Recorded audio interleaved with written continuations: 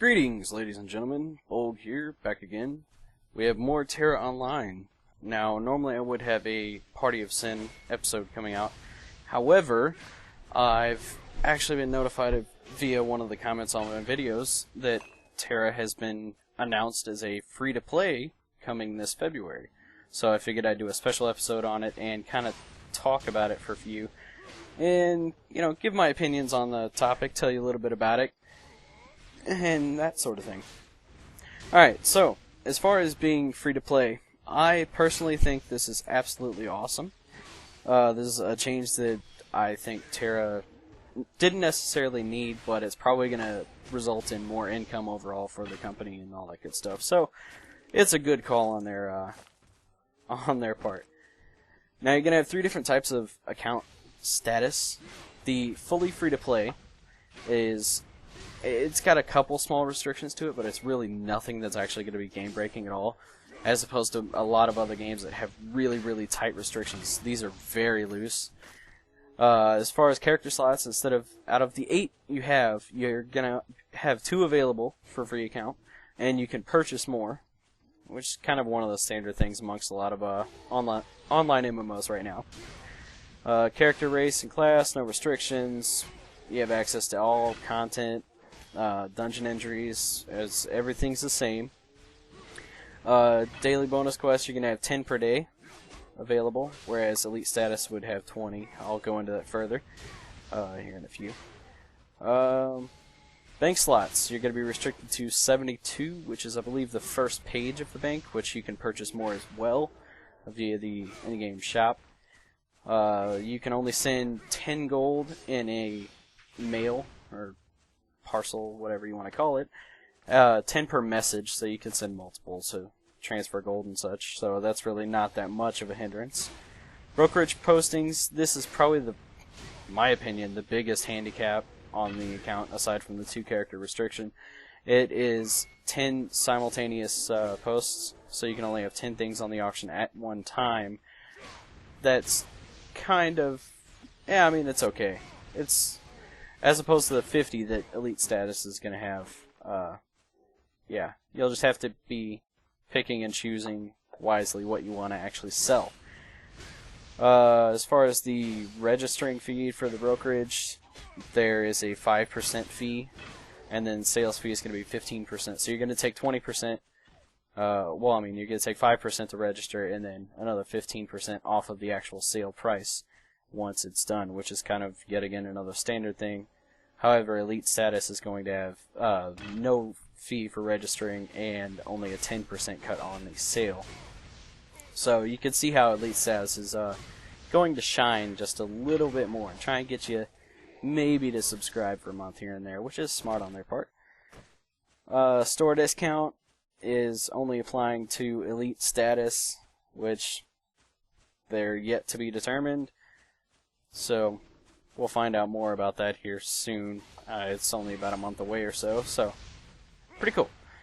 Now, if you're a current player, right now, whether you're subscribed past the date that they go free-to-play or not, you're going to have a founder status.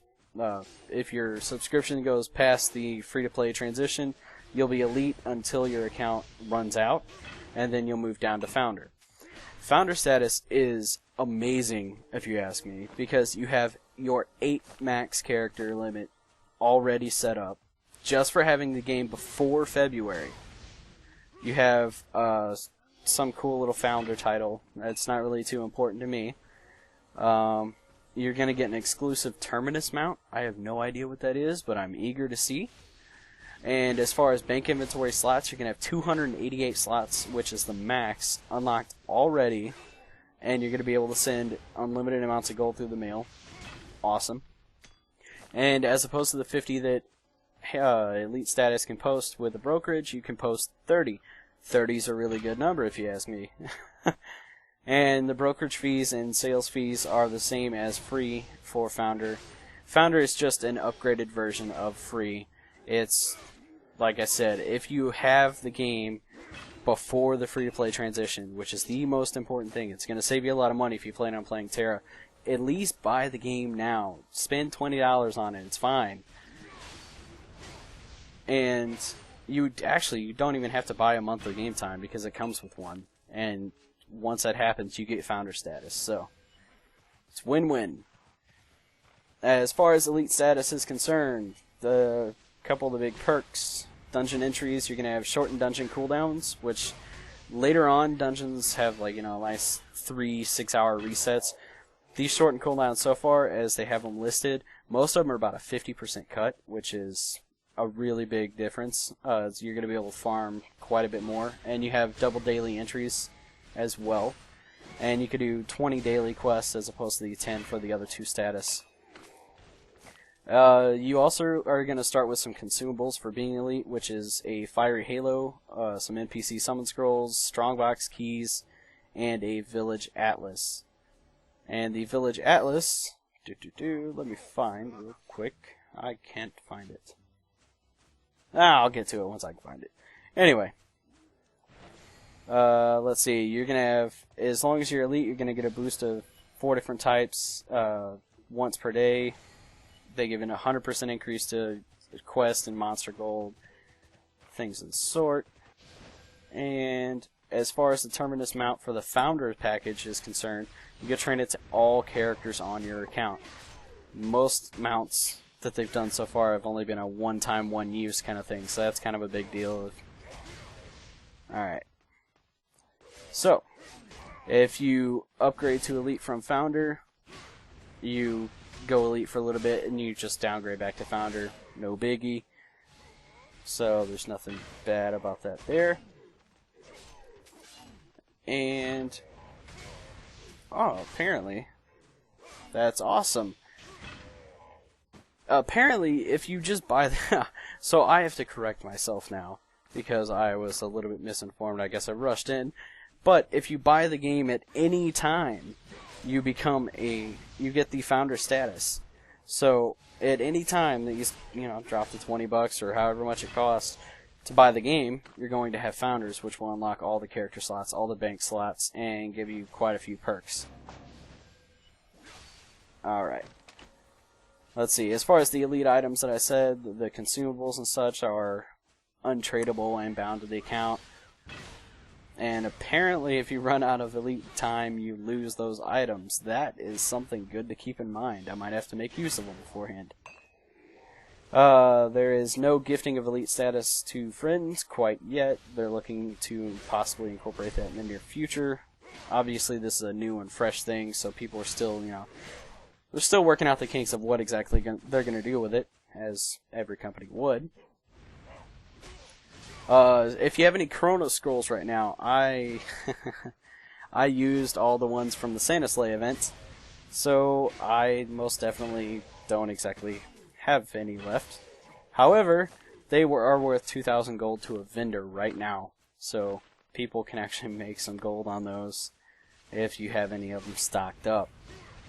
If you have more than your 2 characters, you can keep them past the free-to-play transition, apparently. So that is also something to keep in mind. Alright. What else we got here? Valkyrion's response, or Valkion's response, rather. Elite status is going to get 2 of them. The other 2 types get 1. And it is apparently a reward given to players after they complete a dungeon through Instance Matcher. Okay, so it's the Instance Match reward. So elite status can get 2 a day versus the others getting 1. That's pretty cool. Okay, here's the Village Atlas. Village Atlas allows you to teleport to any Pegasus platform in Arborea. The item has no cooldown and may not be traded to any other players. That's kind of crazy. Teleport to any Pegasus platform at any time because it's no cooldown. That would be worth having for Elite. Alright, well, that's basically the free-to-play transition in a nutshell. It's going to be February, it's about a month away. So, if any of you have an interest in Tera, I highly, highly advise taking advantage of it right now. Just go ahead and buy the game, get a founder status, because that's the best package, if you ask me, is the founders. The Elite has a couple perks to it, but they're, like I said, not game breaking in the slightest. I I am a really big fan of the Founder package, though. This is one of the best free-to-play transitions I've seen with a lot of MMOs, so I'm really looking forward to it. I'm not sure how the community is going to turn out, but the community as it stands isn't exactly a shining pillar. However, I digress. Alright, well, that's about all my jabbering I have for the time being, so I'm going to go ahead and wrap up here in just a second. If you like the video, thumbs up, subscribe. Feel free to share it with your friends, and, you know, leave a comment below. Let me know what you think. If you're looking forward to the Tera free-to-play release, let me know. I'd love to hear from you. Until next time, ladies and gents, this is Bolg out.